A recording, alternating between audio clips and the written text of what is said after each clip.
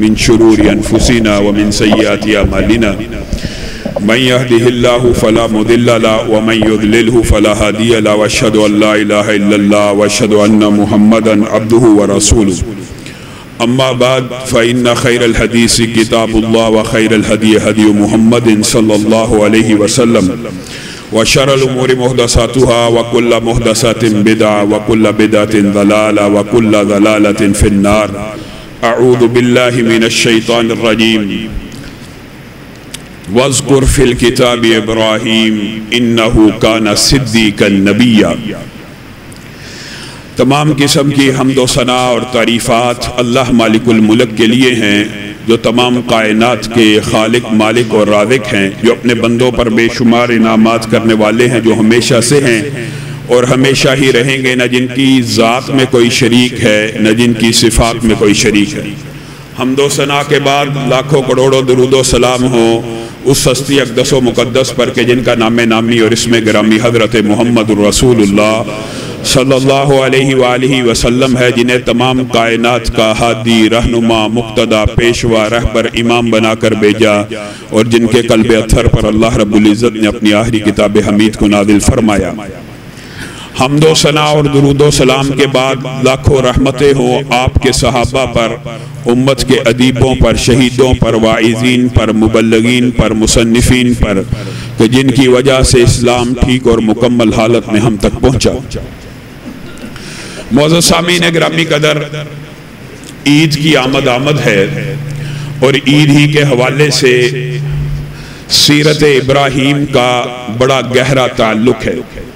حضرت ابراہیم کی سیرت کے حوالے سے ہم گزشتہ سال بھی اور یہ جو سال چل رہا ہے اس میں مفصل طور پہ ان کی سیرت کا جائزہ لیا تھا۔ آج ان کی سیرت کا کچھ دباچہ اور خلاصہ آپ کے سامنے رکھنا، اور انشاءاللہ کل عید کے خطبے کے اندر ان کی جو بہت بڑی قربانی جس کو اللہ تعالیٰ نے ذبح عظیم کے نام سے پکارا ہے اس والے سے چند گزارشات کو رکھیں گے۔ حضرت ابراہیم آزر کے گھر پیدا ہوئے۔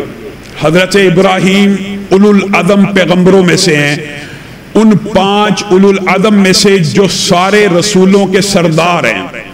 آپ کے علم میں یہ بات ہونی چاہیے، لاکھوں انبیاء اور رسول آئے، ان میں سے 313 ایسے ہیں جن کو رسول کا خطاب ملا ہے، 314 اور تعداد کے بارے میں اختلاف موجود ہے۔ ان 313 میں سے 5 ایسے ہیں جو اولو العزم کہلاتے ہیں۔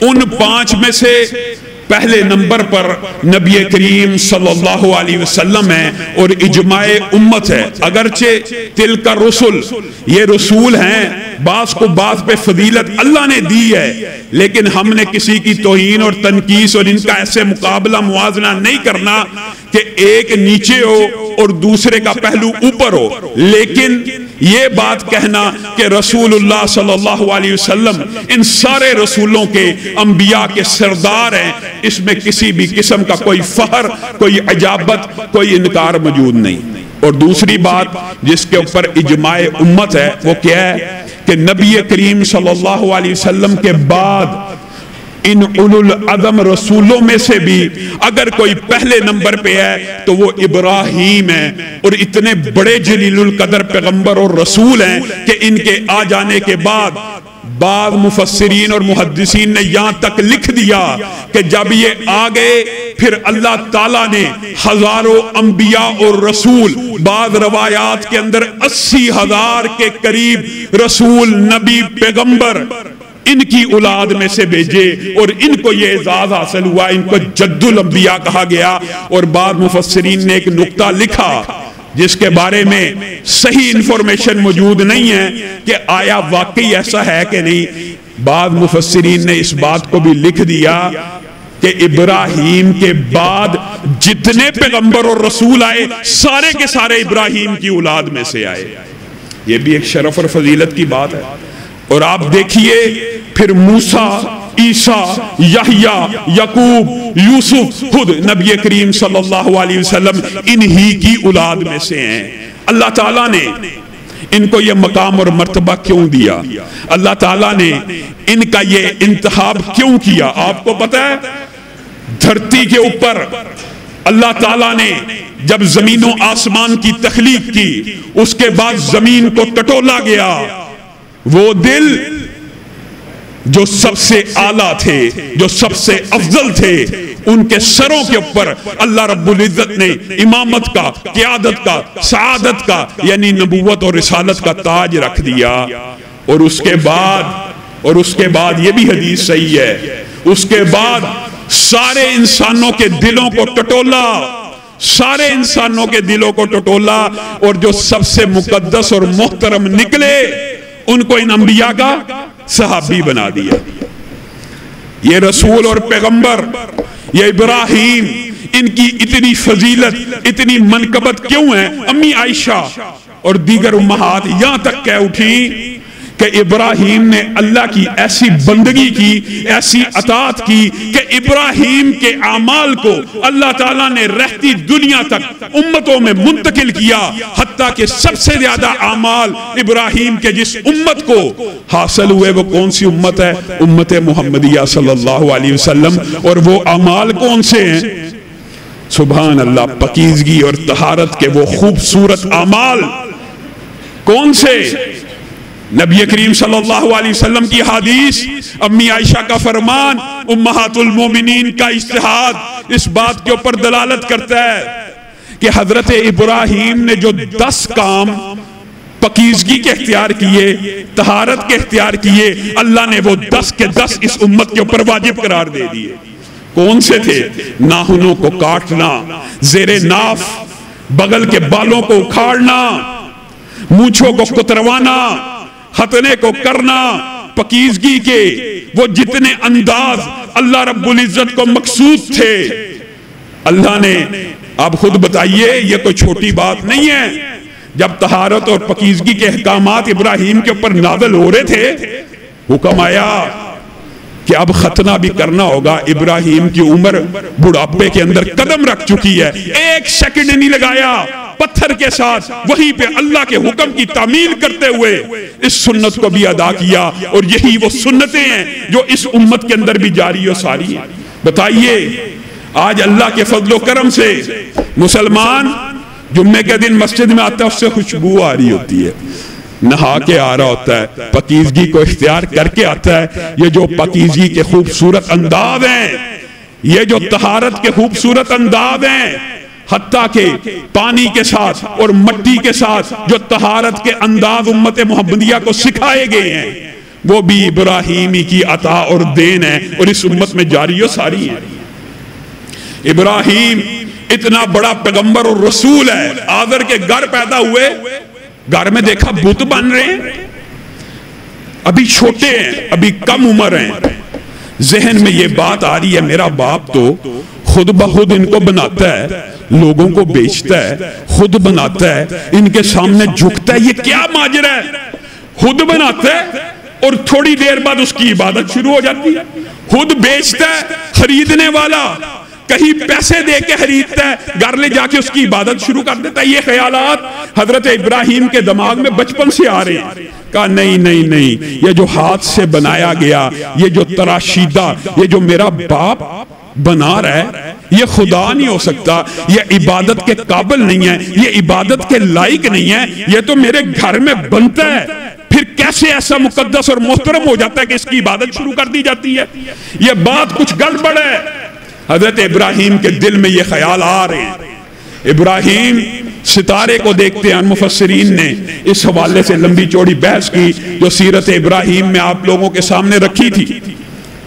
ابراہیم ستارے کو دیکھتے ہیں، کہتے ہیں یہ ہاتھ سے بنایا گیا نہیں ہے، یہ کسی انسان نے نہیں بنایا، یہ رب ہونے کے زیادہ لائق ہے، بت کی بجائے یہ عبادت کے زیادہ لائق ہے، یہ کسی انسان کی تخلیق نہیں لگتی، یہ یہاں سے بہت دور ہے، یہ چمک رہا ہے، یہ چمکدار ہے، یہ ٹمٹما رہا ہے، یہ روشنی بتاتا ہے، یہ رستوں کو بتاتا ہے، یہ جہتوں کی خبر دیتا ہے، اس کو آسمان کو مزین کیا ہوا ہے، چراغ ہے، یہ رب ہو سکتا ہے۔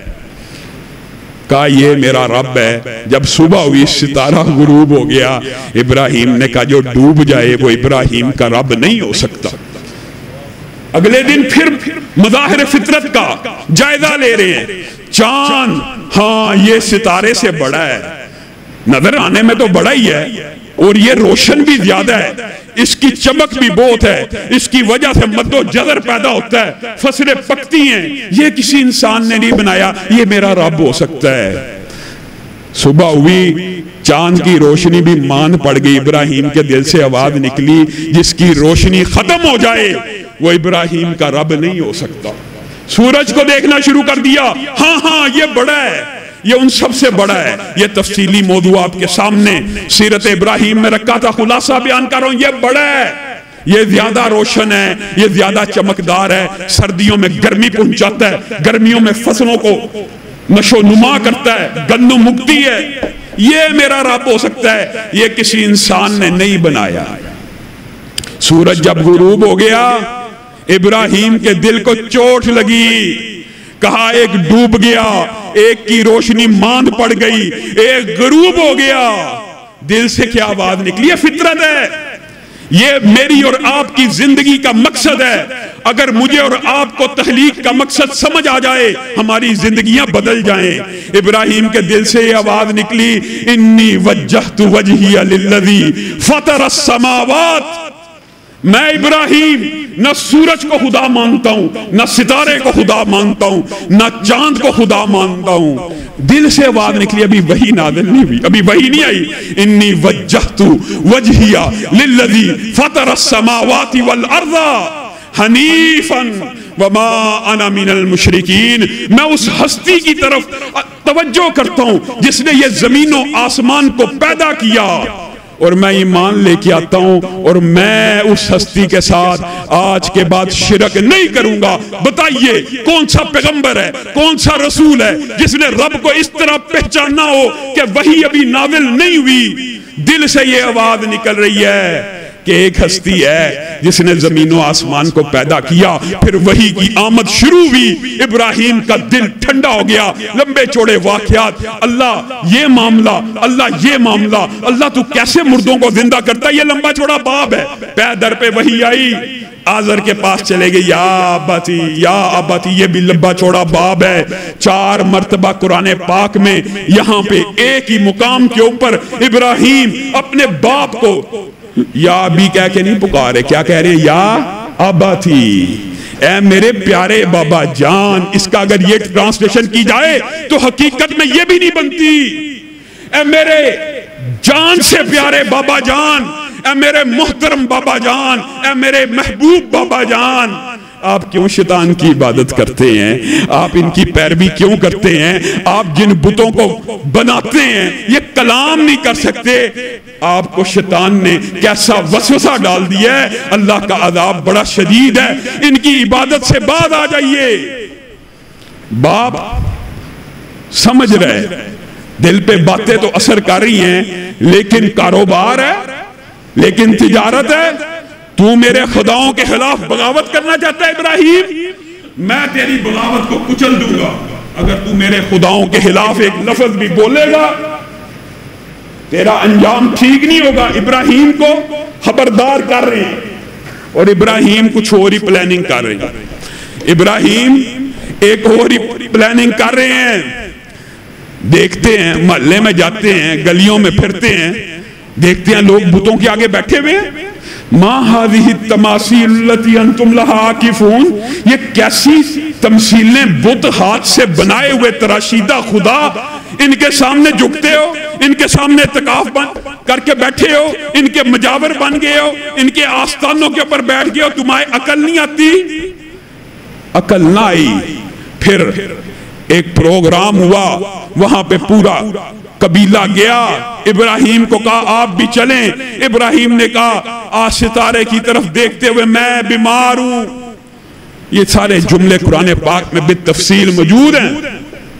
इब्राहिम ने, और जो खिलाफे हकीकत बातें करने की जिन मकामात के ऊपर इजाजत है, उनमें एक मकाम ये भी है कि इस्लाह की नीयत के साथ, तबलीग की नीयत के साथ कभी मुकालमा हो तो फर्जिया पेश किया जा सकता है। फिर जो खिलाफे हकीकत बातों के मकामात हैं, इस हवाले से भी मुफस्सल गुफ्तगू आपके सामने रखी थी, उनमें से ये भी एक मकाम है। और इब्राहिम ने जब वो चले गए تبلیغی حکمت عملی کے تحت یہ بات کہی تھی، اور حضرت ابراہیم کی خلاف حقیقت دو باتوں کا ذکر کلام حمید میں بھی موجود ہے۔ بعض لوگوں نے کہا ابراہیم جی صدیق نبیہ ہیں، تو انہوں نے خلاف حقیقت بات کیوں کی؟ یہ حدیث میں لکھا ہے، حدیث ابراہیم کو اللہ قرآن میں صدیق کہتا ہے، حدیث کہتی ہے ابراہیم نے خلاف حقیقت 3 باتیں کی تھی۔ یہ ہم حدیث کو نہیں مانتے، انہوں نے قرآن بھی نہیں پڑھا ہوتا۔ ان 2 خلاف حقیقت باتوں کا ذکر تو قرآن پاک میں موجود ہے، اور حضرت سارہ کا واقعہ حدیث میں موجود ہے۔ دوسرا واقعہ کیا ہے؟ سارے بتوں کو توڑ ڈالا۔ اب قافلے والے آئے، قبیلے والے قافلے کی شکل میں آئے، جہاں پہ گئے ہوئے تھے وہاں سے واپس آئے، لوٹے دیکھا سارے کے سارے بت ٹوٹے ہوئے ہیں۔ انت فعلت ھذا بآلہتنا یا ابراہیم، کیا تو نے ہمارے بتوں کو توڑا ہے؟ جملہ دیکھیں، اللہ تعالیٰ نے بتوں کی جگہ کیا یہاں پہ ذکر کیا؟ انت فعلت ھذا بآلہتنا۔ شرم آ جانی چاہیے تھی، شرم ہی آ جاتی یہ جملہ کہتے ہوئے، کیا تو نے ہمارے خداؤں کا بیڑا گرک کر دیا؟ کیا خدا ایسے ہوتے ہیں کہ جن کا بیڑا گرک مخلوق کر دے؟ جملہ یہ ایسے ہے۔ اللہ تعالیٰ نے جملہ بھی وہی کوٹ کیا کہ کیسا پردہ ہے عقل کے اوپر۔ کیا رہے ہیں؟ انت فعلت ھذا بآلہتنا، کیا تو نے ہمارے خداؤں کو توڑ دیا؟ ابراہیم سمجھ گئے کہ ابھی تک عقل ٹھکانے میں نہیں آئی۔ بل فعلہ کبیرہم ھذا، کیا کہا؟ بلکہ اس بڑے نے توڑا ہے، پوچھو اس سے۔ اور ساتھ کیا جملہ ایڈ کر دیا؟ ان کانوا ینطقون، اگر یہ بولتے ہیں تو پوچھ لو کس نے توڑا ہے۔ او ہو اللہ تعالیٰ نے ثم نکسوا وغیرہ والی آیتیں نازل کی کہ سر نیچے جھک گئے، شرمندہ ہو گئے، ایمان لے کے نہیں آئے، بدبخت شرمندہ ہو گئے۔ ابراہیم تو جانتا ہے یہ کلام نہیں کرتے، اُفٍ لَکُمْ، خود کہہ رہے ہو یہ کلام نہیں کرتے، پھر تمہارے اوپر تف ہے، تمہارے اوپر تف ہے، تم نے ان کو خدا بنا لیا جو کلام کرنا بھی نہیں جانتے۔ عقل پھر نہیں آئی، کیا کہا؟ پکڑو اس کو، جکڑو اس کے پیچھے پڑ جاؤ، اور کیا کرو؟ پھر اللہ نے جملہ یہی تنزیہ بولا ہے، اور کیا کرو؟ اپنے خداؤں کی مدد کرو، خداؤں کی مدد کرو جو ٹوٹ گئے، جو ریزہ ریزہ ہو گئے، وہ خدا ہو سکتے تھے، یہی پہ عقل ٹھکانے آ جانی چاہیے تھی، نہیں آئی۔ ابراہیم کو اس بستی سے بھی نکالا گیا، اور پھر ابراہیم کو اس بادشاہ کے دربار میں بھی پیش کیا گیا۔ یہ باغی ہے، یہ ہمارے خداؤں کو نہیں مانتا۔ اچھا تم نے تو بتوں کو خدا بنایا ہوا ہے، یہاں پہ میں ہی رب ہوں۔ ابراہیم نے کہا تو رب ہے؟ ہاں میں ہی رب ہوں۔ کیسے؟ میرا رب تو وہ ہے جو مارتا ہے اور زندہ کرتا ہے۔ اس بدبخت کے دماغ میں کیا خیال آیا؟ ایک راہ چلتے بندے کو پکڑا، کہتا آنا احیی و امیت۔ ایک راہ چلتے بندے کو پکڑا، مار دیا۔ ایک قیدی کو سزائے موت کے کو آزاد کر دیا۔ لوگوں کی عقل پہ ڈھاکہ ڈالنے کے لیے اپنی طرف سے منطق کی گفتگو کر رہا ہے، فلاسفہ کی گفتگو کر رہا ہے، عقلی دلیل دے رہا ہے، تاکہ لوگ جو اس کے تابع ہیں ہل نہ جائیں۔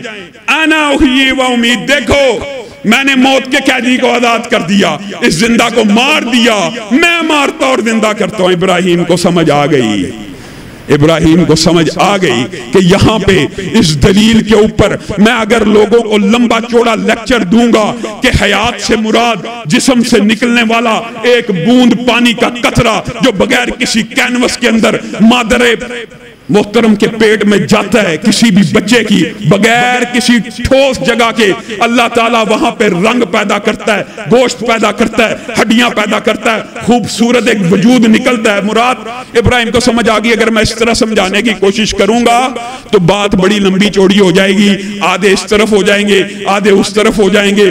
بات جب لمبی ہو جائے نا، کئی مرتبہ مناظرے کا یہ بھی اصول ہوتا ہے، تو پھر ایک جھٹکی دلیل ہی کافی ہوتی ہے۔ فَإِنَّ اللَّهَ يَأْتِي بِالشَّمْسِ مِنَ الْمَشْرِقِ فَأْتِ بِهَا مِنَ الْمَغْرِبِ۔ میرا رب وہ ہے جو سورج کو مشرق سے نکالتا ہے، اگر تو رب ہے تو مغرب سے نکال کے دکھا۔ فَبُهِتَ الَّذِي كَفَرَ، اس کے منہ کے اوپر مہر لگ گئی، کافر کا منہ گنگا ہو کے رہ گیا۔ خاموش ہو گیا، انگشت بدندہ رہ گیا کہ ابراہیم نے دلیل کو کیسے بدلا ہے۔ میں تو سمجھتا تھا ابراہیم اس کے بارے میں لمبی چوڑی تقریر کرے گا کہ زندگی اس کو کہتے ہیں، جو ابراہیم کہتا جائے گا میں ویسے ویسے کرتا چلا جاؤں گا۔ بادشاہ تھا، جب جواب نہ بن پایا، اور جب جواب نہ بن پائے، باطل کا ایک اصول ہوتا ہے، ایک اصول ہے، یاد رکھیے ابراہیم کی زندگی میں بھی آج بھی قیامت تک جب باطل دلائل کے جواب میں عاجز آ جاتا ہے، پھر کیا کہتا ہے؟ پھر کیا کہتا ہے؟ اس کو مار دیا جائے، اس کو ختم کر دیا جائے، یہ گستاخ ہے، یہ بے ایمان ہے، یہ ہمارے آباء و اجداد کی باتوں کے خلاف چلتا ہے، اس کو مار دیا جائے۔ وہی ابراہیم کے ساتھ ہو رہا ہے۔ منجنیق ابراہیم کے لیے سپیشل تیار کی گئی، وہ جو آپ دیکھتے ہیں پرانے دور کی ایک منجنیق ہوتی ہے ٹائروں والی، جس کے اوپر کرین نما ایک آلہ لگا ہوتا ہے جس سے پتھر کو پھینکا جاتا ہے تاکہ قلعوں کے اندر دراڑیں پیدا کی جائیں۔ بعض مفسرین نے لکھا یہ پہلی منجنیق تھی جو سپیشل اس بادشاہ نے ابراہیم کے لیے تیار کی۔ کیوں؟ اس لیے کہ دور لکڑیوں کا ایک الاؤ جلاؤں گا، اس کے اندر آگ لگا دوں گا، ابراہیم کو منجنیق میں رکھ کے پھینکوں گا، اس جلتی ہوئی آگ کے اندر ابراہیم گر جائے گا۔ اتنا خوف زدہ ہے، اتنی بڑی آگ بڑکانا چاہتا ہے کہ ابراہیم کو منجنیق سے پھینکا جائے، لکڑی کے اوپر رکھا نہ جائے کہ کہیں لکڑیوں کی آگ بجھ نہ جائے۔ تھوڑی لکڑیاں ہوں، آگ بجھنے کا وزن کے ساتھ اندیشہ ہوتا ہے۔ اس نے پائلز، اس نے گٹھے، اس نے لمبی چوڑی لکڑیوں کو اکٹھا کیا جن کے بجھنے کا امکان اس سائنسی دنیا میں ممکن نہیں تھا۔ ہزاروں کی تعداد میں لکڑیوں کو اکٹھا کیا، اس کو جلایا، اس کو دہکایا۔ جب آگ کے شعلے آسمان تک پہنچنے لگے، ابراہیم کو منجنیق میں رکھ دیا گیا، ابراہیم کو منجنیق میں رکھ دیا گیا۔ آسمان سے جبریل، اور سبحان اللہ، اللہ کی قسم جبریل کو اس وقت کیا پتا تھا کہ ابراہیم نے آج زندہ رہ جانا ہے یا باقی نبیوں کی طرح شہید ہو جانا۔ انبیاء بھی شہید ہوئے، انبیاء کو بھی آروں کے ساتھ چیرا گیا، انبیاء کو بھی شہادت کا مرتبہ ملا۔ جبریل کو کیا علم؟ جبریل بھاگتے ہوئے منجنیق کے پاس آ رہے ہیں، ابراہیم کے کان میں کہہ رہے ہیں اللہ سے کوئی بات کرنی ہے ابراہیم، ابراہیم مجھے بتائیے، آپ کا کوئی پیغام رب تک پہنچانا ہے، جلدی کیجئے، منجنیق چلنے والی ہے۔ ابراہیم جبریل کی طرف دیکھتے ہیں، کہتے ہیں کیا ہوا جبریل؟ گھبرا رہا ہے؟ جبریل کہہ رہے ہیں ہاں بہت گھبراہٹ طاری ہے۔ آپ نہیں گھبرا رہے؟ نہیں میں نہیں گھبرا رہا۔ لمبا چوڑا مکالمہ مختصر، اس کا خلاصہ یہ ہے، بہت سے اقوال صحیح روایات کے مطابق آپ کے سامنے صرف وہ بات رکھوں گا جن کی سند صحیح ہے۔ ابراہیم آپ مجھے ایک دفعہ کہیے تو صحیح، آپ کی رب سے کوئی حاجت ہے تو میں آپ کا پیغام لے کے چلا جاتا ہوں۔ اب بتائیے یہاں پہ جبریل بھی رسول ہے، ابراہیم بھی رسول ہے۔ ایک رسول جبریل فرشتے اور رسول کو اگر پیغام دے دے کہ اللہ سے کہہ دیجئے میری مشکل آسان کر دی جائے، مجھے اس مصیبت سے بچا دیا جائے، اس میں کسی بھی قسم کا کوئی شرک کا کوئی ایسی بات کا اندیشہ موجود نہیں ہے۔ ابراہیم جواب میں کیا کہتے ہیں؟ جبریل میری تیرے ساتھ کوئی حاجت نہیں، حسبی اللہ، میرے لیے میرا رب کافی ہے۔ ادھر منجنیق چلا دی گئی، ادھر جبریل حیران ہے، زمین و آسمان ششدر ہے۔ آج جد الانبیاء، اتنا بڑا پیغمبر اور رسول جس نے فطرت کے ساتھ رب کو ایسا عمدہ پہچانا، کیا جلا دیا جائے گا؟ جیسے ہی آگ کے گٹھے کے اوپر جا کے گرے، اللہ تعالیٰ نے ان کے حسبی اللہ کی کیسی لاج رکھی۔ قلنا یا نار کونی برداً و سلاما، صرف بردن کا لفظ نہیں کہا، اللہ نے کہا جب منجنیق کو چلا دیا گیا، ابراہیم نے تو قربانی دے دی، آگ کے اوپر چھلانگ لگا دی، منجنیق چل چکی ہے۔ ابراہیم نہ خوف زدہ ہے، نہ حیران ہے، نہ ششدر ہے، اس کو اپنے رب کے اوپر اعتماد ہے۔ بتائیے آگ کا کام جلانا ہوتا ہے کہ نہیں؟ ابھی ابراہیم گٹھے کے اندر پہنچے ہیں، آرام سے بیٹھے ہوئے ہیں، اللہ آگ کو حکم دے رہا ہے ٹھنڈی ہو جا۔ اور مفسرین نے یہاں پہ بھی کمال نقطہ بیان کیا، کہا آگ مخلوق ہے، جب رب کا حکم آئے ٹھنڈی ہو جا، اتنی ٹھنڈی ہو سکتی تھی کہ برف جم جاتی۔ اللہ تعالیٰ نے ساتھ کیا کہا، بردم و سلاما، اتنی ٹھنڈی نہ ہونا کہ میرے ابراہیم کو ٹھنڈ لگ جائے، سلامتی والی بن جانا، گلو گلزار بن جانا، موسم بہار بن جانا۔ یہ ابراہیم کی کم قربانی ہے؟ اور ابراہیم نے ایک قربانی نہیں دی، انشاءاللہ جو ابراہیم علیہ السلام نے باقی قربانیاں دی، کل عید کے خطبے میں اس کا ذکر صبح 6 بجے یہاں پہ اس گراؤنڈ میں ہوگا۔